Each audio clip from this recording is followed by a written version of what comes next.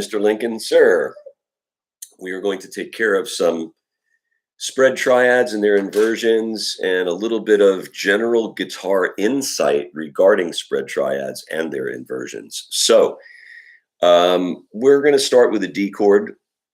And I want to, obviously you move this to any key. We may do major and minor for a minute because they're obviously pretty popular. But the main thing to look at here is kind of two ways to go about this. You can learn these in a very guitaristic way, which would be indicative of doing what I'm about to do here, which is to take the D and just go. So that's D, A, F sharp. The F sharp, of course, is far away, hence the spread triad. And in that same place, invert that. That would be your root position one. That's your next one.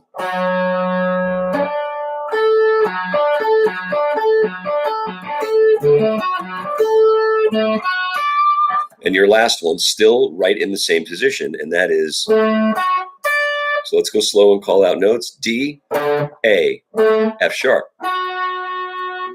Starting on the fifth string, F sharp, D, A, and then starting on the fifth string yet again, A, F sharp, D. Now, if you wanted to do that, maybe let's say like more in a linear way, whoops, I always do that. You would maybe start this way and keep it on the same string set. So I'm going to employ the use of string 5, string 4, and string 2 only. I will not be using any other ones. So now this is where I said a little bit of guitar insight. This is where sometimes it doesn't work out so well.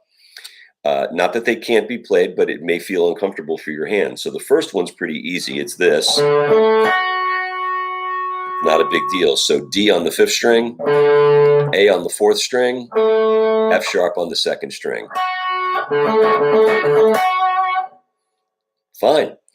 Well, if I want to invert that literally and stay on that string set, I have to find the next note of the chord on the same string. So if this is D, which is the root, I'm looking for the third, which is F sharp. Happens to be located here. Well, I had that A when I was over here in root position. A needs to move to D. D on this fourth string is located up here. So this, sorry, that's what happened.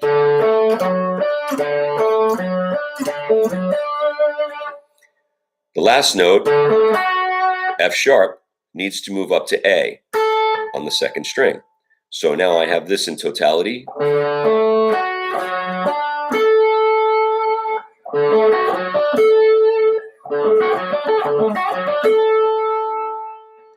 That's an actual inversion.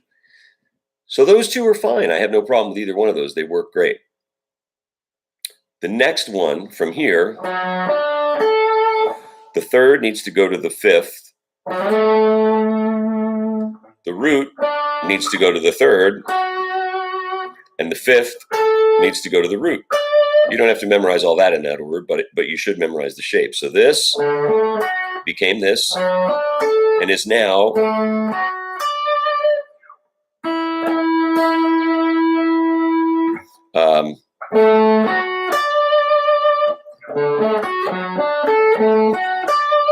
now, a lot of people don't like this, that big sixth, that major six.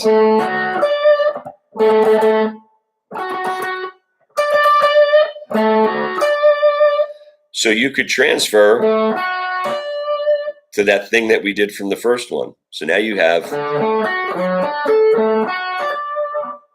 okay, or I don't mind it, but it's not the most comfortable one. Let's take the same information and let's spread out the minor triads like that. So if we stay in one place,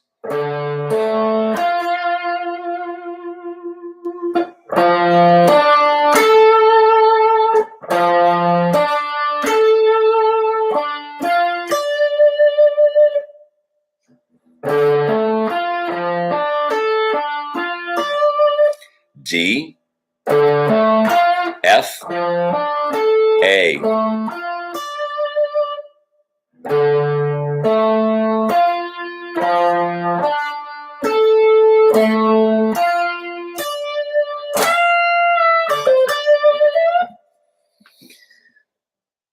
That is a good way to go about it. But you're staying in that same quadrant, right?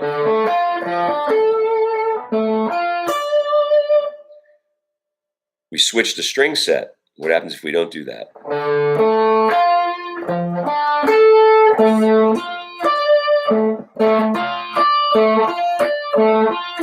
Major was minor.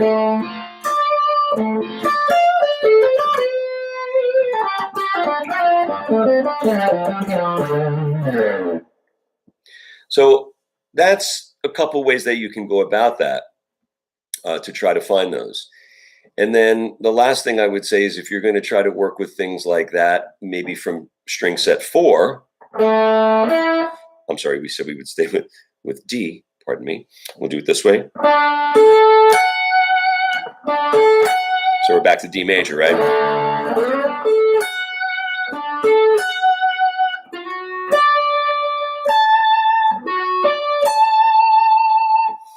So let's see. Let me see if I can do that.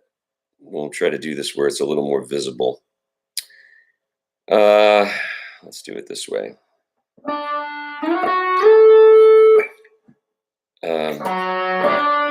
We'll start with that one. So this is actually the first inversion, but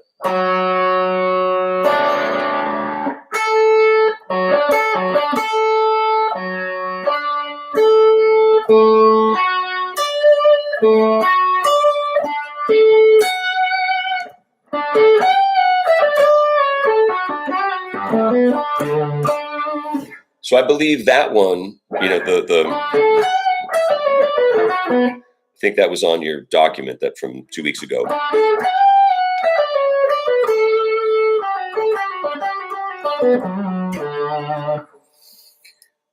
So that is a way to kind of navigate these. And so one of the things that we also talked about in the lesson, which is also on this document that you'll receive, is the one string version of this type of stuff.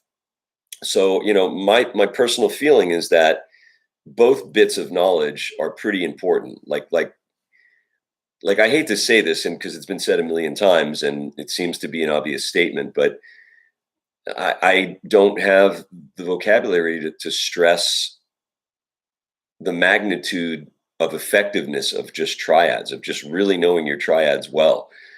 And I don't really so much mean closed triads. Gary, what are you talking about? Closed triads. We're talking about spread triads. So closed triads are things like this. If I play like the G scale in triads, but they're closed.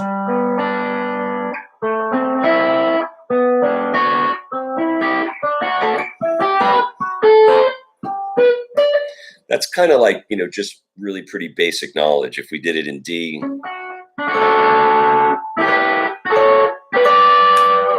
I'll tune my guitar later today. But anyways,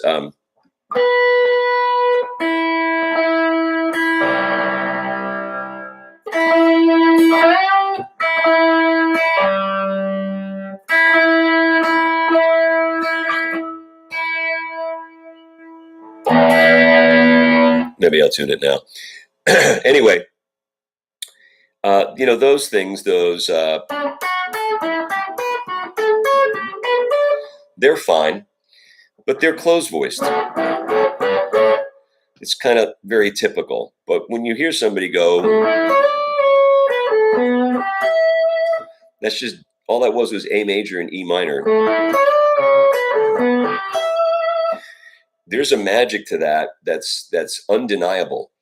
And so having a strong foothold on these triads, especially spread triads, as I mentioned, I don't have the vocabulary to cite the magnitude of importance and color it can really give your playing. There's just, you know,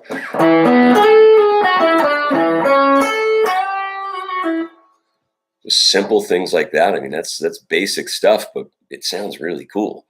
One of the first guys to kind of bring this to the forefront well, I don't know if it's the first guys. One of the first guys that I was aware of was, what's his face? Can't even think how it goes. That Eric Johnson tune, that thing, Cliffs of Dover, whatever it's called, or Via Musicom is the album. I think the song is called Cliffs of Dover. Anyways, that spread triad thing appears in there quite a bit, and it appears in Eric's playing, and so a lot of that.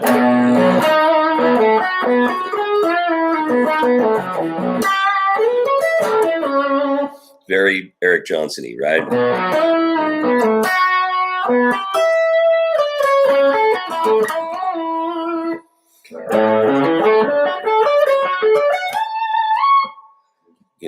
I'm not saying I sound like him, but that is definitely the essence of a lot of what he does.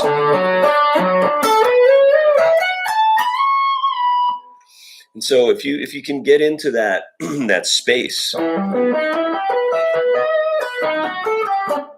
you can really make some very nice melodic statements. And combining that obviously with, he likes, much like myself, he likes the half step bend more than the full step bend. He plays plenty of full step bends.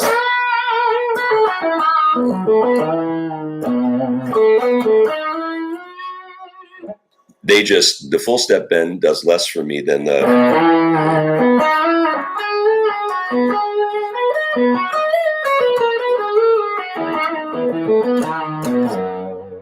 I just really like those a bunch, but I don't want to get too far off topic here. So let's get back to this one string thing, where we're looking at them. And so we'll take A, and I'm doing these with one finger purposely. So root, third, fifth, root. Well, there's an interesting learning thing that happens here, meaning that's on one string. From the root to the major third, I shouldn't say it that way. From the root to the next note is a major third away, or 2 full steps on your guitar. So this may seem obvious, but maybe not. No matter what string set you do that on, if you go to this A, the major third is 2 full steps away. So your visual picture of, right? You don't want to necessarily play that, but the ability to go.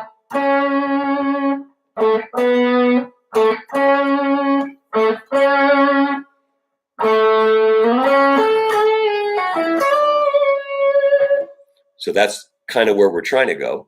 So check this out. The root to the next note is 2 full steps away.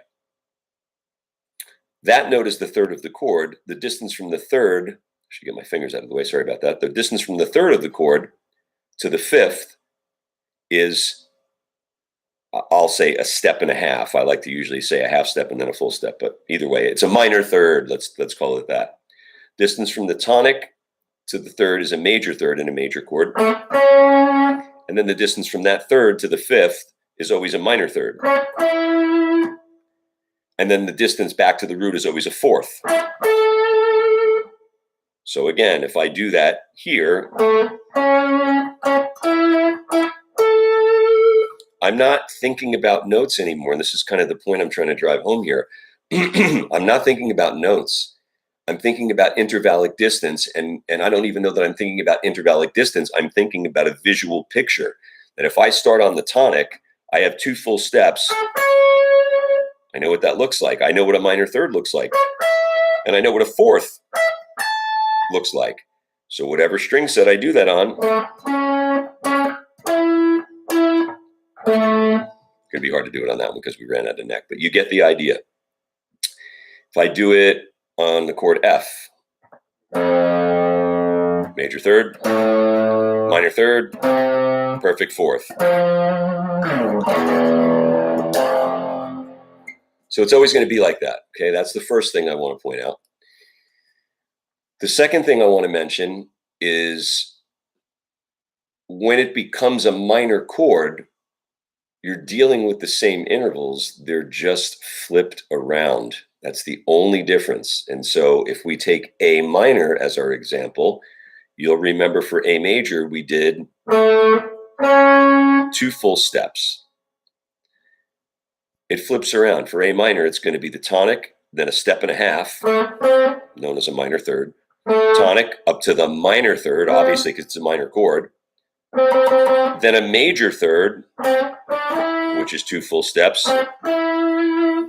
And then from there to the tonic is going to be a fourth again. So this became,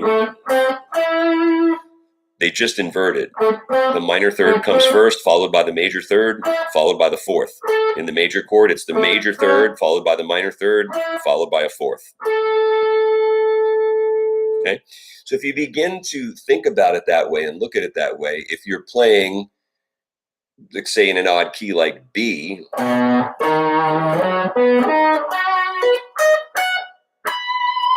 so your goal eventually is to start to recognize these notes. First and foremost, your goal immediately is to recognize them on one string, whatever the chord is. You don't even need to know. Put your hand down and go major third, minor third, fourth. Okay, happen to be C sharp in that case, but who cares? It's the visual picture.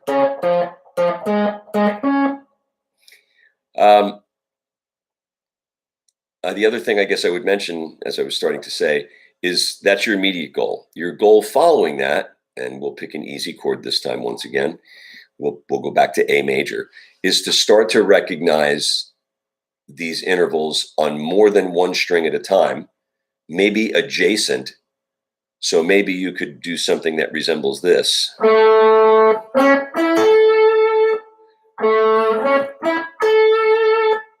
So the first 3 notes were on the individual string, the G string, and then instead of going all the way to here, not that there's anything wrong with that, I decided to grab the A over here.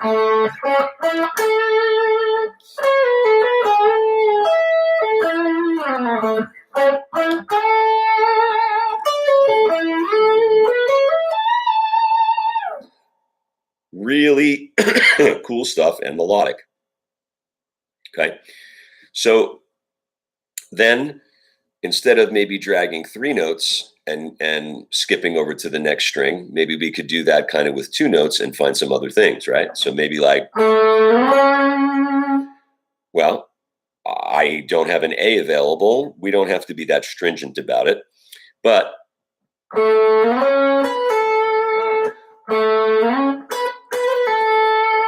so again, these are creating ideas that you maybe wouldn't just stumble upon by playing in a box or playing in a 4-fret spread.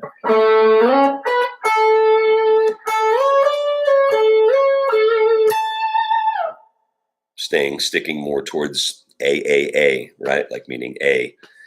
But here, sorry. Well, what if it was the minor? What if we flip it around, right? So of course, sorry.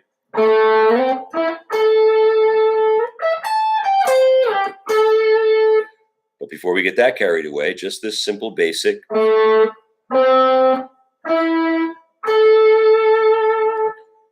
And there happens to be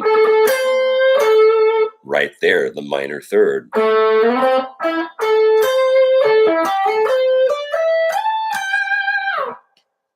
Again, pretty cool.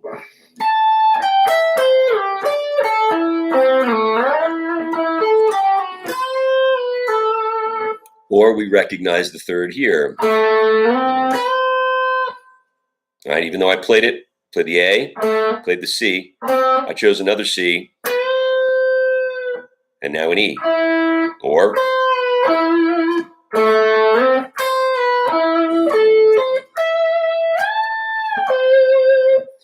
so I'm targeting these notes, I'm finding them in different places, I'm finding them on one string, I'm finding them on adjacent strings. You can find them on non-adjacent strings, obviously.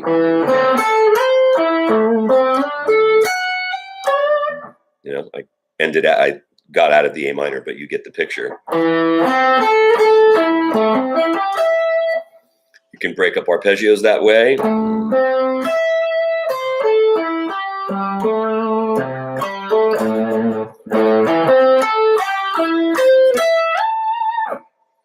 And so just challenging yourself to do that by staying with one chord, whatever that chord may be. If you want to start with major and then turn it into minor, you want to start with minor and turn it into major, but I would stick with maybe just one chord and really get your familiarity really good, where it doesn't matter what string set. Things like that.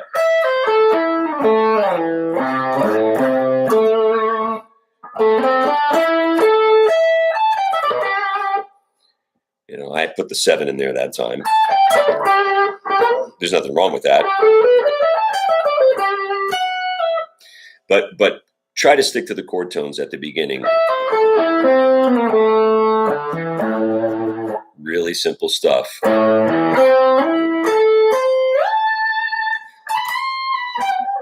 Even, you know,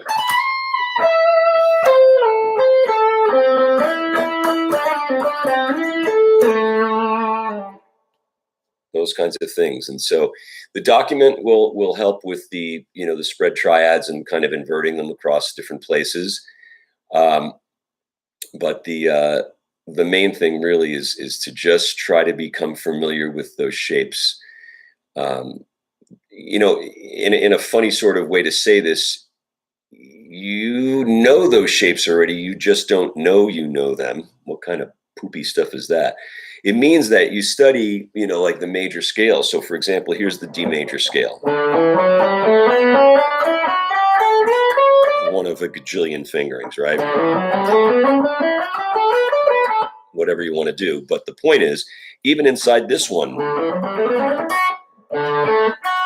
there's that triad.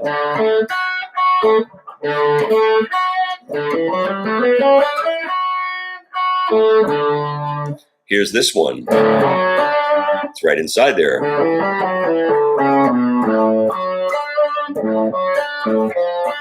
Minor, right? Augmented. So they're right inside of there. Diminished.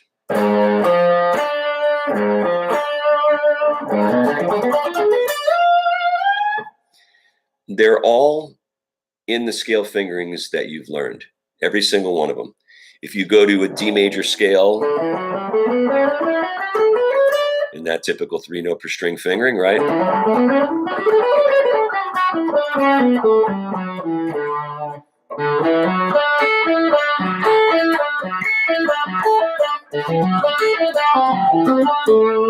I turned it into Mixolydian, sorry about that.